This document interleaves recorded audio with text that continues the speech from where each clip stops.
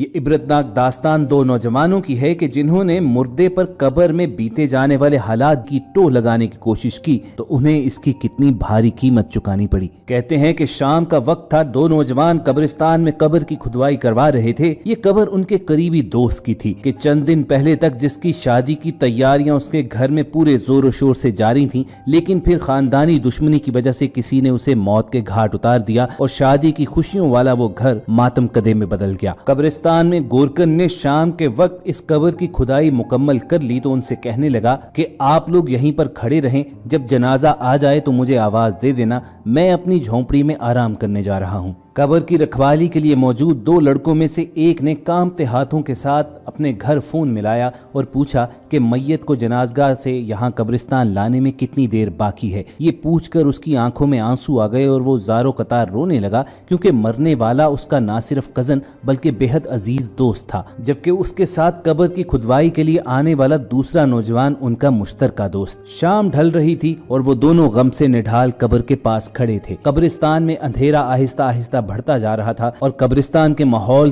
के जेरे असर ये कहने लगा कि यहाँ कब्रिस्तान में किस कदर खौफ है। वाकईतन यहाँ पर मुर्दे ही रह सकते हैं, किसी जिंदा शख्स के कब्रिस्तान में मुकीम होने का सोचा भी नहीं जा सकता। जिंदगी और मौत के मुतल्लिक गुफ्तगू करने के दौरान ये मौजू भी आ गया कि कब्र के अंदर फरिश्ते किस तरह आते हैं और मुर्दे से हिसाब लेते हैं। शाम का अंधेरा, कब्रिस्तान का माहौल, कब्र किनारे बैठे ये दोनों नौजवान जब मौत के बारे में गुफ्तगू कर रहे थे तो यकीनन खौफ के असर में थे। इसी दौरान जब दूसरे लड़के के मोबाइल फोन पर घंटी बजी तो वो एकदम डर गया और उसके हाथ से मोबाइल छूटकर अंदर कब्र में जा गिरा। वो नौजवान अपना फोन उठाने के लिए ताज़ा खुदी हुई कब्र में उतर गया। उसने देखा कि उसका महंगा फोन मट्टी से भर चुका था। कब्र के अंदर उतरने पर उसे खौफ से झुरझुरी तो आई, लेकिन फौरन अपना मोबाइल पकड़कर उसने दोस्त को पुकारा, जिसने अपने हाथ से उसे खींचकर वापस कब्र से निकाला। फिर दोनों कुछ फासले पर हटकर बैठ गए और अपने कजन की मैयत के आने का इंतजार करने लगे। वो दोनों खामोश बैठे थे कि वो नौजवान जो कब्र में उतरा था, अचानक उसके जहन में कुछ ख्याल आया। उसने अपने दोस्त से पूछा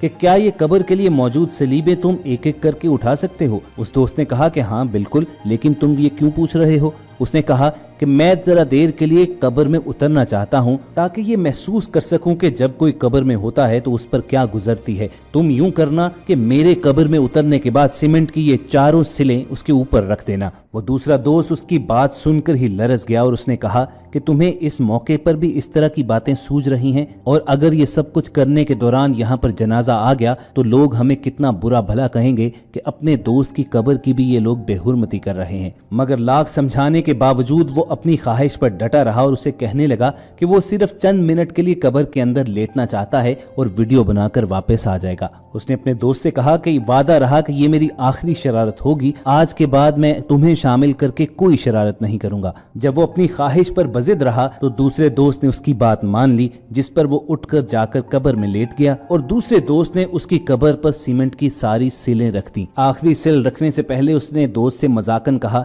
कि अगर तुम कहो तो मैं तुम्हारी कब्र पर मिट्टी भी न डाल दूं, जिस पर उसने कहा कि हाँ बिल्कुल तुम ऐसा कर सकते हो। उसने अपने दोस्त की कब्र पर मट्टी डालकर उसे बाकायदा तौर पर जिंदा दफन किया और फिर कुछ फासले पर हटकर बैठ गया, लेकिन खौफ के मारे उसका बुरा हाल था। चुनाचे फौरन ही चंद मिनट के बाद वो उस कब्र के पास गया और अपने दोस्त को मैसेज किया कि क्या मैं अब ऊपर से ये सारी चीजें हटा लूं, लेकिन कोई जवाब ना आया। उसने सोचा कि शायद मट्टी के नीचे सिग्नल्स पूरी तरह नहीं आ रहे हों। चुनाचे उसने कॉल किया तो वाकईतन सिग्नल्स की वजह से कॉल ना मिल सकी। उसने जब ये सोचा कि मनो मिट्टी के तले उसका दोस्त मौजूद है और हो सकता है कि ऑक्सीजन की कमी की वजह से उसे सांस लेने में मुश्किल पेश आ जाए, तो उसने फौरी तौर पर कब्र से मट्टी उठाना शुरू कर दी। लेकिन जब वो सीमेंट की सिलें उठाने लगा तो वही सिल जो चंद मिनट पहले उसने खुद उठाकर वहां पर रखी थी, अब उससे उठ नहीं पा रही थी।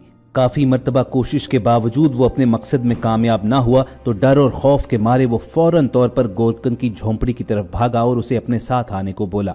गोरकन कब्र पर पहुंचा तो वहां मौजूद सिलें और मिट्टी डलती देखकर उसने कहा कि मैंने आपसे कहा था कि जब जनाजा आए तो मुझे जरूर बुलाइए, लेकिन जब उस लड़के ने पूरा मामला समझाया तो उसके भी होश उड़ गए। उन दोनों ने मिलकर वो सिलें उठाने की कोशिश तो की, लेकिन उनकी हैरानी की इंतहा न रही कि वो सिलें उन दोनों से भी नहीं उठ रही थीं। अब तो उस लड़के के औसान खता हो गए और वो ज़ारो कतार रोने लगा। उसने रोते रोते अपने भाई को कॉल मिलाई और सारा माजरा बयान कर दिया।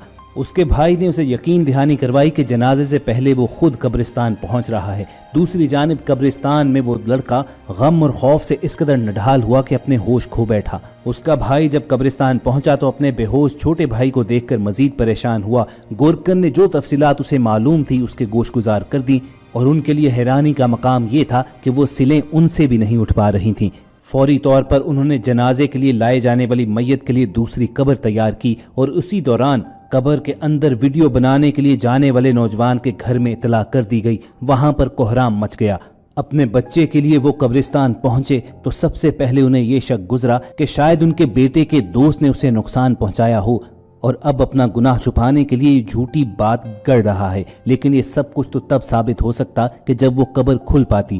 لڑکے کے ہوش میں آنے کے بعد انہوں نے سارا معاملہ اس سے دریافت کیا تو اس نے وہ پوری بات تفصیلاً انہیں بتا دی کہ کس طرح ان کا بچہ قبر کے اندر مردے پر گزرنے والی حالت کو محسوس کرنے کے لیے قبر میں اترا، وہاں کی ویڈیو بنانا چاہتا تھا، لیکن پھر یہ سانحہ پیش آ گیا۔ اسی دوران جب پہلا جنازہ آیا تو اسے دوسری تیار کی گئی قبر میں اتار دیا گیا۔ تدفین کے سارے معاملے کے دوران شرارت کرنے والے اس نوجوان کے گھر والے یہ کوششیں کرتے رہے کہ کسی طریقے سے قبر کو کھود کر اس لڑکے کو باہر نکالا جا سکے۔ بالآخر بھاری مشینری منگوا کر وہ سلیں ہٹائی تو گئی، لیکن تب تک بہت دیر ہو چکی تھی۔ وہ نوجوان قبر کے اندر ہی مر چکا تھا۔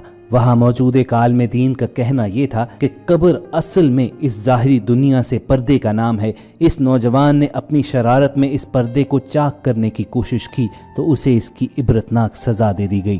خواتین و حضرات، ہم یہ تو نہیں جانتے کہ اس بھیجے گئے واقعے میں صداقت کتنی ہے اور مبالغہ آرائی کتنی، لیکن ایک بات طے ضرور ہے کہ جو بھی قدرت کے معاملات میں مداخلت کرنے کی کوشش کرتا ہے تو اس کے لیے ایسا ہی عذاب تیار ہوتا ہے۔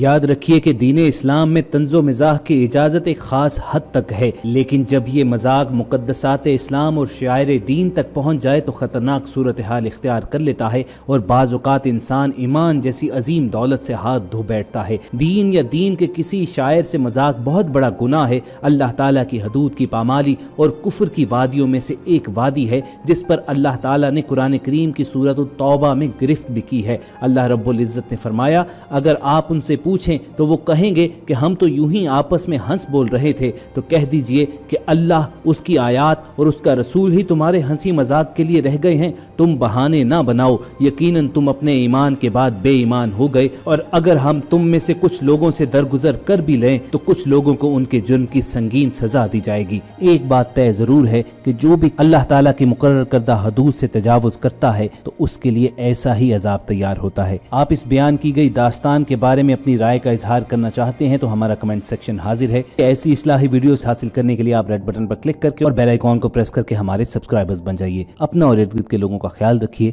اللہ حافظ۔